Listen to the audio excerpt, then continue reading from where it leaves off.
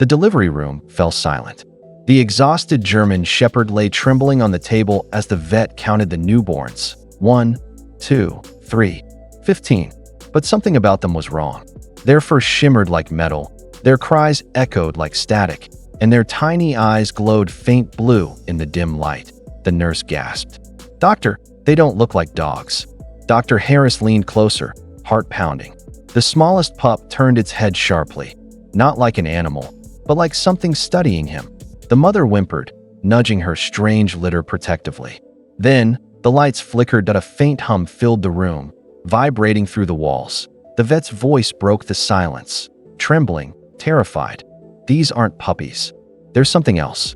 Before we start, make sure to hit like, share, and subscribe. And really, I'm curious, where are you watching from? Drop your country name in the comments. I love seeing how far our stories travel. It started like any other day for Officer Mark Reynolds and his loyal K9 partner, Grace, a 5-year-old German shepherd known for her bravery in rescue missions. They had worked together for years, a bond forged through danger and loyalty.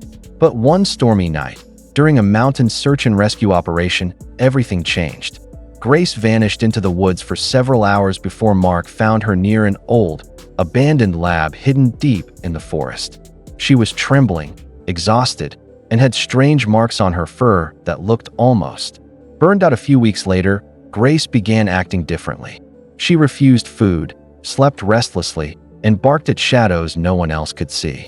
Then her belly started to swell, far faster than any normal pregnancy. The vet, Dr. Harris, initially smiled and said, "Looks like a big litter." But Mark noticed something odd. Grace's heartbeat wasn't just strong. It echoed in irregular waves, almost like two rhythms overlapping. Nights became restless. Grace would whine softly and stare toward the window, her eyes reflecting the same direction where that forest stood. Mark tried to reassure her, whispering, "You're safe now, girl." But deep down, he knew something about this pregnancy was anything but ordinary. The morning of the delivery came with a strange, heavy silence. Grace lay on the clinic table, breathing hard, her eyes filled with exhaustion and fear. Dr. Harris and his nurse prepared the instruments, the rhythmic beeping of the monitor echoing in the sterile room. Officer Mark stood nearby, whispering encouragement. "You've got this, girl. You're strong." The first puppy arrived, but when Dr. Harris lifted it, he froze. The newborn's fur glistened under the light, almost metallic. Its body was warm, but the texture didn't feel right, smoother, denser. What is this?" he murmured. The nurse leaned closer, gasping. "It doesn't even look real." One after another, more puppies came, identical in color, perfectly black with faint silver streaks that shimmered when they moved. Grace whimpered softly, licking them protectively, unaware of the horrified expressions around her. By the 15th pup, the vet's gloves were shaking. 15, he whispered. "That's biologically impossible." Then something strange happened. The overhead lights flickered. Every machine in the room began to beep erratically. Grace's breathing slowed, her heartbeat quickened unnaturally, and a faint hum filled the air. Dr. Harris placed his stethoscope on one of the newborns, and his face turned pale. "Mark," he said hoarsely, these aren't normal puppies." Panic filled the clinic as the newborns were quickly placed into small incubators. But within seconds, the monitors began flashing error messages. No data detected. Their vitals couldn't be read.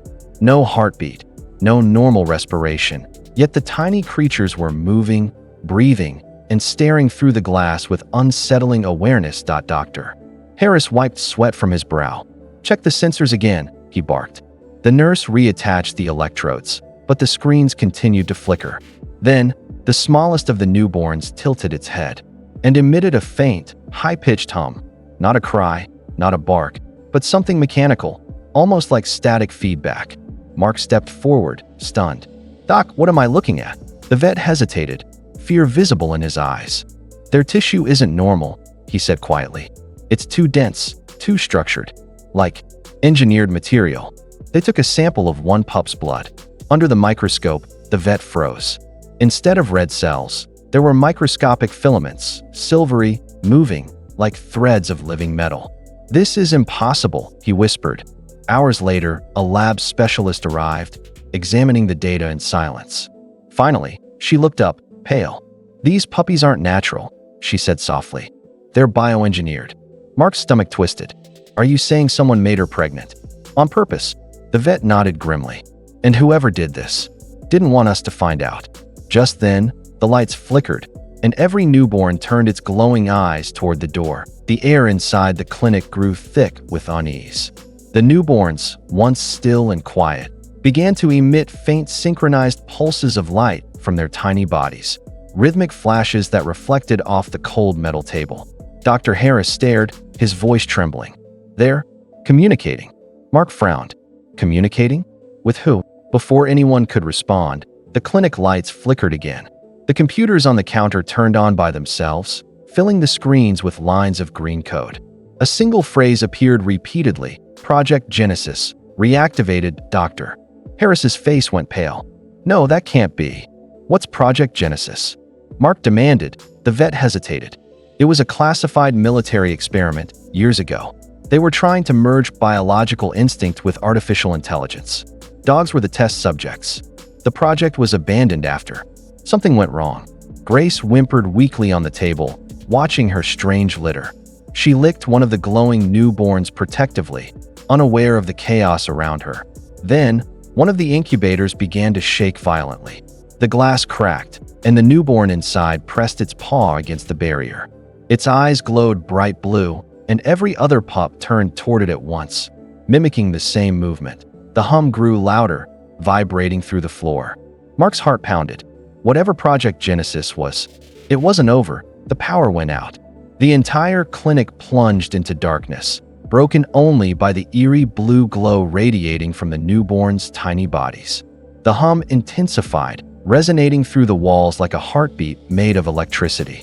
Dr. Harris grabbed a flashlight, his hand trembling. "Everyone stay calm," he whispered. Grace stirred weakly on the table, her breathing shallow. The newborns began to crawl toward her, moving in perfect unison. Mark reached out to stop them, but Dr. Harris held up a hand. "Wait, look."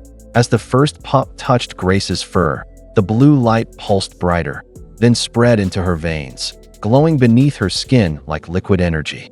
Grace whimpered softly but didn't resist. The others joined in, surrounding her completely. The glow grew warmer, the hum deeper. "Doctor, her vitals," the nurse gasped. "They're stabilizing." Mark leaned closer, unable to believe his eyes. Grace's heart rate leveled. Her breathing evened out. The wounds from her delivery, the cuts, the strain, were vanishing. The pups weren't hurting her. They were healing her. Grace slowly lifted her head, looking stronger than before. She barked once, sharp and commanding. Her protective instinct reignited. Then, the front door slammed open. Men in black tactical gear stormed in, weapons raised. "Step away from the animals." One barked. "Project Genesis is classified property." Mark's heart sank. "Over my dead body." The room erupted in chaos. The armed agents surrounded the newborns, shouting orders, their flashlights cutting through the dark. Grace growled fiercely, stepping in front of her pups, her eyes glowing faint blue. "Don't touch them," Mark shouted, pulling himself between the soldiers and the dog. The lead agent, his voice cold and emotionless, replied, "They don't belong to you, officer. They're not animals, they're assets." Dr. Harris tried to reason with them. "You don't understand. They saved her. They're not dangerous." But the agents didn't listen. A tranquilizer dart struck Grace. She whimpered, collapsing beside her litter. Mark rushed forward, fury in his eyes, but two agents restrained him. The tiny pups cried out, their glow fading as they were sealed into metal cases. Rain poured outside as the black vans drove away, disappearing into the night. Mark knelt beside Grace, his hand trembling as he whispered, "I'll find them. I promise." Days later, Grace opened her eyes again, alive but different. Her gaze lingered toward the forest, the same one where it all began. In her reflection, faint blue light flickered once more. Mark realized then, the story wasn't over. It had just begun.